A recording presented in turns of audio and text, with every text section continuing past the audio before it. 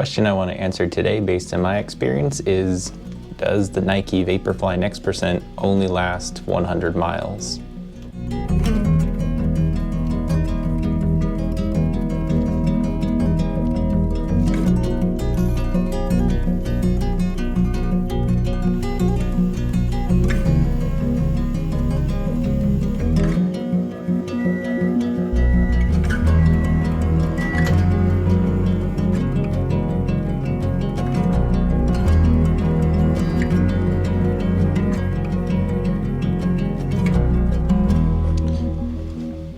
For anyone who doesn't know, Vaporfly Next% is a 7.1 ounce for men's 10.5 racing shoe. It's been around since the original iteration of the 4%, and it's been considered the king of the marathon racing shoe for quite a long time, up until recently when some of the other brands like Asics with their Metaspeed Sky, Saucony with the Endorphin Pro, Adidas has their new marathon racing shoes that are still progressing. So those are of great gaining traction and have some popularity among the elite athletes that are out there racing today. But this is still widely considered one of the best shoes, and it just has a long history of having a really super soft, springy foam. Kind of started the carbon plate craze in here with their carbon fiber plate that runs throughout the length of the shoe.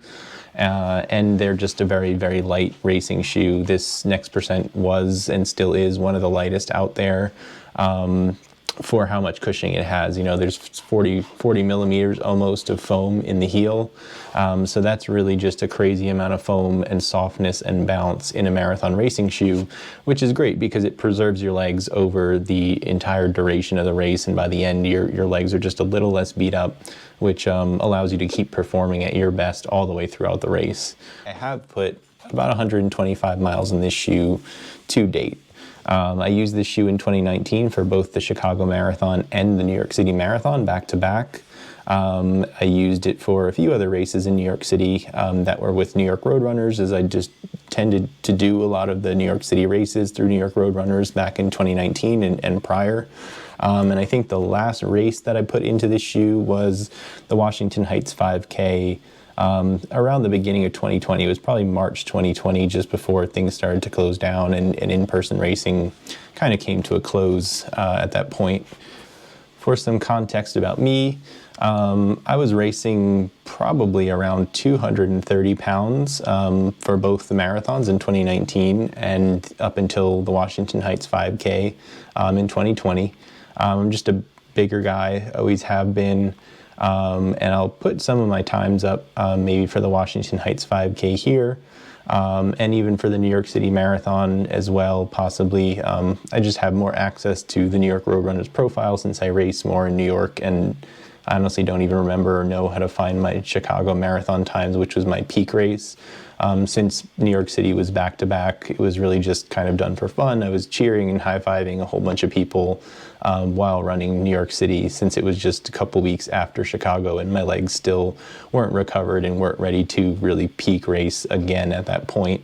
So why 100 miles? That was a number that started to come up with the 4%. People were hesitant to continue to use the 4% or Next% after they put maybe 4 marathons in it, or just used it for training and it went over 100 miles. And that's just because the foam people felt started to break down.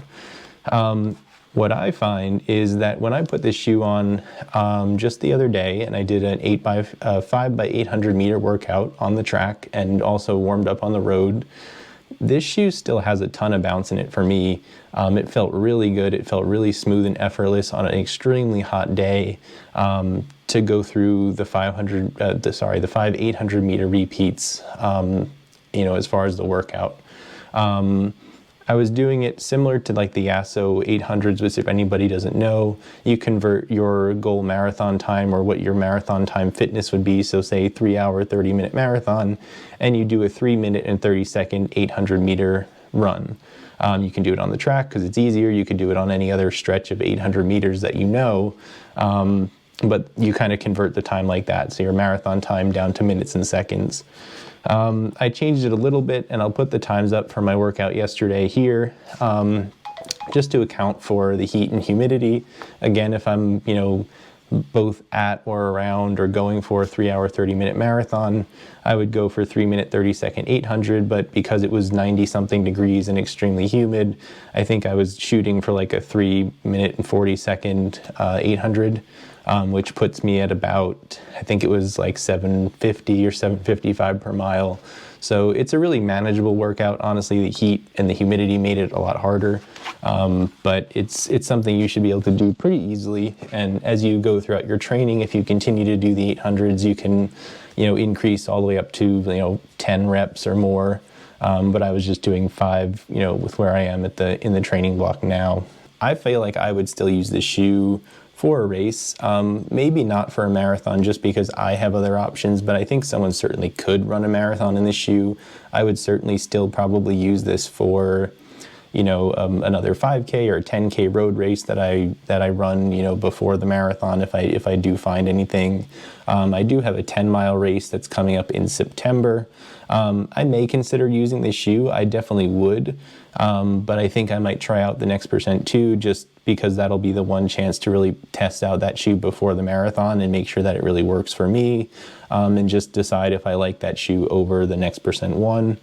But needless to say, this thing is still going strong. And again, I'm 230 pounds, have been pounding on the shoe for 125 miles, and I don't have any issues with the way this foam feels. It still feels extremely, soft. It hasn't hardened at all. It hasn't gotten it very dead. As soon as I put it on my foot and started kind of like bouncing up and down, it still had all the responsiveness and squish to it.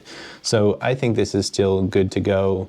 I would consider running in this shoe at least through 150, 175 miles at my weight. And I think I'd still get a good benefit out of it while doing, again, like a 5K or a 10K, or certainly just using it for training. If I have a hard session where I'm going to do, maybe something at threshold for an extended number of miles or something like that, I could definitely pull this shoe out of the closet and get the full benefits of it. And it'll help me build the confidence and really get a boost while I'm going for those harder workouts. What I did find that I want to talk about is this is my 4%, and this shoe actually only has around 70 something miles. I think it's like 75 miles, we'll say, on it, and I was using it before the Next Percent came out. So this shoe came out, I believe, in around 2017 or 2018, and I put some races in it, and then it sat in my closet for quite some time. I tried using this for a workout the other day, and I think that this shoe has actually lost a lot of its bounce and spring and feels pretty dead to me. You can actually see here it has a lot more creasing in it. It's just broken down more as far as the foam. So I don't think that Nike changed the foam a lot between the 4% and the Next Percent, but I think that there's one of the factors that leads to this breaking down is actually time. I think that I've found in my experience, if I start to use some of these shoes, again, at my weight, 230 pounds, it does more damage to it the more time it has. So if it's just sitting around in a closet, again, for now almost 3 or 4 years, the foam is just kind of breaking down, and it isn't, it's aging even though we're not using it. And I've found that even with less mileage, just because of the time that this shoe has been sitting there since it first started being used, it's actually broken down more. It's just something interesting that I've found. And I think same for the Next Percent. I'd be curious to see if I just stopped using it, would it age and kind of lose all of its spring and everything just sitting in my closet over time. It's unfortunate, but again, with these shoes, even if they're still capping out at 200 miles for somebody, you're probably not going to run into a time issue. You'll probably use it for races and things before then. But it's just something that I've found in my personal experience that as the shoes sit around, the foam still does age and break down and lose some of that, spring in its step and everything, being such a unique, light, airy foam. So something that I just think is worth mentioning. But again, this shoe, if you're using it for a couple of years, and you want to put in, up to 200 miles on it, if you're lighter than I am, I think this shoe will do the job. I don't think there's been any issues at all with the upper here, nothing with the laces, nothing with the foam. If you look at the outsole, really not too much wear, nothing that's going through the tread pattern even, just a little bit on the toes, but nothing too serious. And same with the bottom. We've lost a little bit of the ridging on the heels here. This is like an actual rubber to protect the foam. And yeah, some of the ridges have worn out, but ultimately there's still rubber here that will protect the foam for another 50 miles or so and keep the shoe alive. So, you know, for as light as it is, for as fast as it can be for somebody, I think this shoe is not really limited to 100 miles. I think it could go to 200 miles if you want to. But, you know, for the most part, you're going to see people who really want to get the most benefit out of this shoe are going to stop using it after a couple of marathons and just pick up a new pair. Obviously, that could be expensive. So if you're somebody who's considering still buying this or the Next Percent 2, which are really the exact same shoe with a different upper, and you know you were concerned about 100-mile limits or any kind of limits less than that, I'd say go for it and go for 200 miles in the shoe and see how it still feels after that point. You'll probably start to see the sole wear out, you know, by 200 miles. You'll see yourself losing the spring in the foam by 200 miles, but hey, you know, that's twice as much as people were talking about in 2019. So just something to think about. I'm going to continue to use this shoe at least for a little while in my 800-meter reps throughout the training block here for New York City, and probably for a few threshold runs as well, which will probably top me out here in about 175 miles in this shoe. And at that point, I may consider retiring it. But again, I'm 230 pounds, and that's more than I thought I'd get from this shoe. So it's, you know, it's something. So thanks for checking it out. If you have any questions, feel free to put them in the comments below. But I just wanted to throw that out there as a little bit of a background for anybody who hasn't tried this shoe or was hesitant to try this shoe because they think it won't last more than one marathon. It'll definitely last more than one marathon. I got a lot of benefit out of this even in the second or third marathon in this shoe, and I'm still going to have a lot of benefit out of this shoe as I continue to do workouts in it and maybe some shorter distance road races in the near future. So thanks for watching, and I'll see you in the next video.